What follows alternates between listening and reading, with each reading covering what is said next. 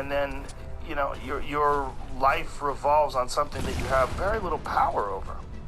Teams, turf wars, yeah, interests. Yeah. Think globally, act locally. Right? Yes, I mean, it's a beautiful statement. It really is. It's one of those cliches that you don't even think about, but then... I didn't know that was Hunter in that picture out there. Yeah. To me, it looked like Joe Walsh. Could as easily been Joe Walsh. He moved to Colorado, too. Oh, wow. Yeah, the Rocky Mountain Way. Oh, damn if he didn't. Yeah. He once told me, I'll speak out of school, he said, Downey, you should just watch TV for a year, bro. I was like, thanks, Joe. What are y'all coming? By the way, he's probably right. Probably right. Look, if you just hung back and just did nothing but watch TV for a year, the fucking ideas you would have, you'd probably have a really rock solid idea of what's going on. His was more trying to have enough things going on that I wouldn't have any ideas for a year. And then I give myself a break for a year. Maybe that's good too. See, I think differently. I'm thinking like analyze the landscape. I think Joe Walsh is one of the most underrated guys ever because he changed the fucking Eagles. The Eagles were one thing, and then Joe Walsh came around, like Victim of Love. That's Joe Walsh. Yeah.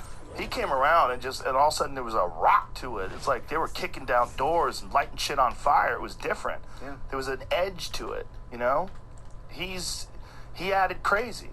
He added crazy to this beautiful harmony. And I love it when the guys that added crazy go up to the thin veil between dimensions and say, I think I'm going to stay put. They represent... At one point in time, you're going to have to get off the ride, but when you're doing great and you're kicking it, like boxers are a perfect example. They always last too long. There's only been a small handful, like Andre Ward recently, Marvelous Marvin Hagler in his prime, they just go, that's it, I'm done. And they actually are done. Almost every one of them comes back, and almost every one of them chases that dragon. Here's why I love you. You're making an argument for and also the argument against me coming back and doing another Marvel. Yeah, listen, I'm not married to anything. Except my wife. I'm not married to any ideas. All the ideas that I have are just like, maybe that idea sucks. I love you as Iron Man. So I would, if they opened up this time machine and you popped out, I just imagine the moment where everybody goes fucking crazy. It would be amazing. It'd be great. I would love that, but I would also love you hanging it up. Bro, let's just back out, bro. Yeah, look, it's just, first of all, it's 2020, and I'm not an OCD guy, but I keep thinking, see clearly, even if your vision is going. And it's difficult because I feel like we all just get buffeted by feelings and ego or fears or little, chips of resentments or intuitions that are tied to something maybe. So the name is Dr. Alan J. Hine. Weren't you with a thing called Project Blue Book? I thought they shut it all down. He says, yeah. Come on, back up. We went inside this craft. There was a soldier standing right here, and they're all higher, but you think is out of your reach or whatever. So it was a perfect time. And I got to go have dinner with a bunch of the Marvel folks last night. With us? And kind of have just a little bit of extra closure because, the movie ready up. It was bananas, and the directors are sending me pictures of like people flipping out in theaters. Scarlett or some people that have just been there with it for a long time. We were there experiencing it all when it came out, and then we see each other on a red carpet, and it's not intimate, and then we kind of hadn't really had a chance just to do nothing, just hang out and have some crudité and kind of talk shit. So it was really interesting being here today because yesterday was this kind of, last night was this kind of real, like felt like closing the circle on things a bit. All right, we rushing it. That's got to be bittersweet. Yeah. But I like that you want to move on, and I like that you want to, and I like that you're doing something like Dr. Dolittle, because like you've done a lot of wild shit in your life. You've done a lot of wild shit in your career, but you sort of embody every new chapter with the same kind of energy, although there's a different result and a different piece of art. It's all the same you. And that's one of the more interesting things about people, and in particular actors, because actors get to be a bunch of different things. And it's one of the weirder things about that craft Like when you see, you know, a guy who's like Daniel Day-Lewis, who like embodies these different humans, like literally becomes different humans. But it's always Daniel Day-Lewis. You know what I mean? Like even though he plays these, you know, the There Will Be Blood guy and all these different psychopaths and various fascinating characters, it's always the energy. Like you're pumped to see him do it, right? And I think I feel the same way with you. It's like I know you're an interesting guy. There's a lot of shit going on in your head. So when you dive into something, whatever it is, whether it's your character, bro, they camping, Tropic bro. Thunder or whatever it is, like it's gonna be Robert Downey Jr. diving into something. So I would imagine it would be kind of annoying, even though you were brilliant at Iron Man, to stay Iron Man. Yeah. Well, fortunately, I don't have to find out, right? It's just interesting too. You know, life is doing something, and you know, I'm at this place. It's also it baffles me, confidence. What does it really mean? There was a period of time where I felt like I did the first Iron Man, and then I went and did Tropic Thunder, and then I was doing the first Sherlock, and I had my shirt off, and I was doing martial arts. I was all over the place, and it just felt like I was hitting triples no matter what I did. And then people are like, "Are you really as confident as you seem?" And I was like, "I guess right now I am, yeah."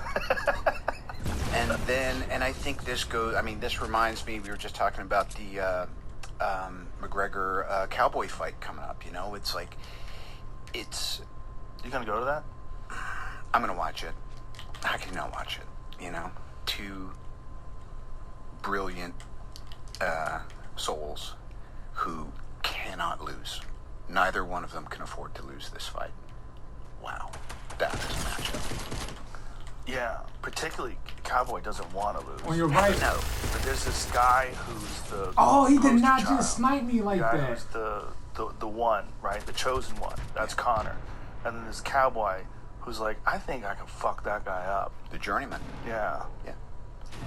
So confidence, you know, there's been times when I've felt I'm in possession of it, and then you want to let go a little bit, because it's only ever the moment and life guiding you. The wind is so at your back that you're like, wow, are you just, you know, jumping over the waves and all that by yourself? And you're like, you bet I am. But there's a physics to the moment, man, moment, machine, whatever, and the wind's at your back. And then the wind does what the fucking wind does, and it changes. And you're left there thinking, what, you know? So I think it's great to be in full possession of what you would call supreme confidence, and then see what happens if you don't hold on to it so hard, because it's great, but it is a bit of an illusion, because like everything else, it's always changing. And every day, the reset button, the space bar gets pressed, and it's like, now what? Yeah. The reset button. Yeah. You kind of have to have a confidence to jump into some of the roles that you've taken, though. But I see what you're saying. Like that, you don't want to hold on to it. Because it can come and go. I remember Warren Beatty, who I learned so many amazing things from. I was doing a movie called Pickup Artist with Molly Ringwald. I remember that movie. Okay, and he was kind of the de facto producer of it, uncredited. And he taught me a lot about just acting and what it was. And he said, what's your action in this scene?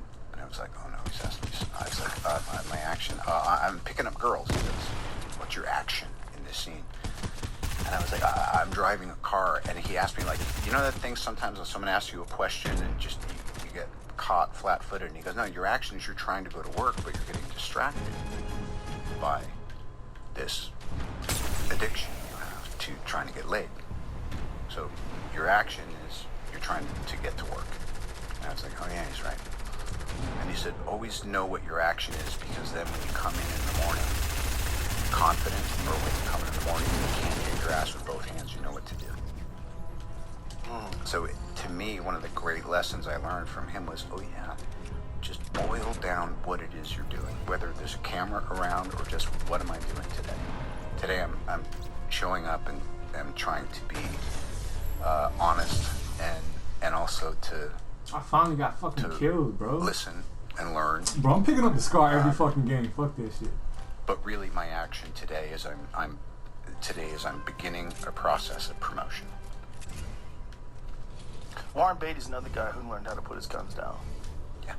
Yeah, it's like where's the I money remember at? watching that Madonna movie. Remember when he was dating Madonna? Truth or Dare. Yeah, and he's hanging around with her. You know, she's in the throes of fame and everything, and he's like, "What in the fuck is going on here?"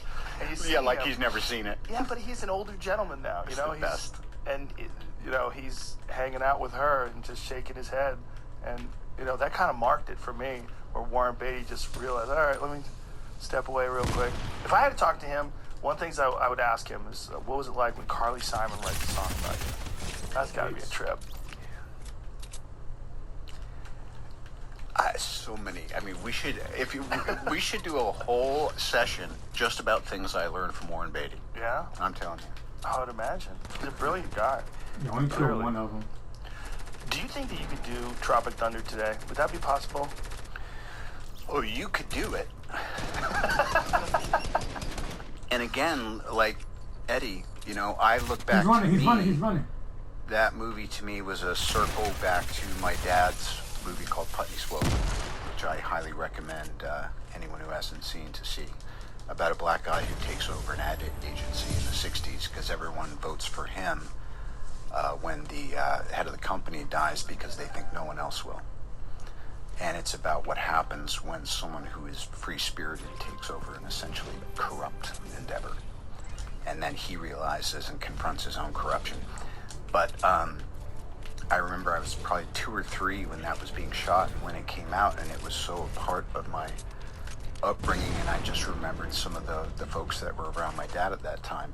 And so when Ben called and said, "Hey, I'm doing this thing, and you know, I think maybe Sean Penn passed on it," or something like that, possibly wisely. And I thought, yeah, I'll do that, and I'll do that after Iron Man. And then I started thinking, this is a terrible idea. Wait a minute. And then I thought, well, hold on, dude, get real here. Where is your heart? And my heart is, I get to be black for a summer in my mind. So there's something in it. My aim is so bad, bro. The other thing is I get to hold up to nature the insane self-involved hypocrisy of artists and what they think they're allowed to do. Bro, my aim is so occasion. bad, bro. Just It's my ridiculous. opinion. And also Ben, who is a masterful artist and director, probably the closest thing But to that's Charlie my scar. Chaplin that I've That's my experienced in my lifetime. He writes, he directs, he acts. If you had seen him when he was directing this movie, you would have been like, I'm watching David Lean, I'm watching Chaplin, I'm watching Coppola. He knew exactly what the vision for this was. He executed it. It was impossible to not have it be an offensive nightmare of a movie. And 90% of my black friends are like, dude, that was great. What about the other 10%? You know, I can't disagree with them, but I know where my heart was. Yeah. And I think that it's never an excuse to do something that is out of place and not of its time.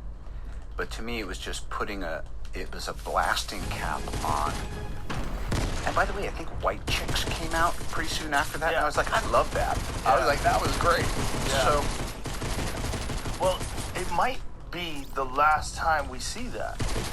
Unless You motherfucker. it seems like no one can really. I don't think you could do blackface anymore. I mean, we almost lost the Prime Minister of Canada because he did brownface. He Yes. pretended to be Saudi Arabian, right? Yeah. He did Arabian Nights in high school or something like that.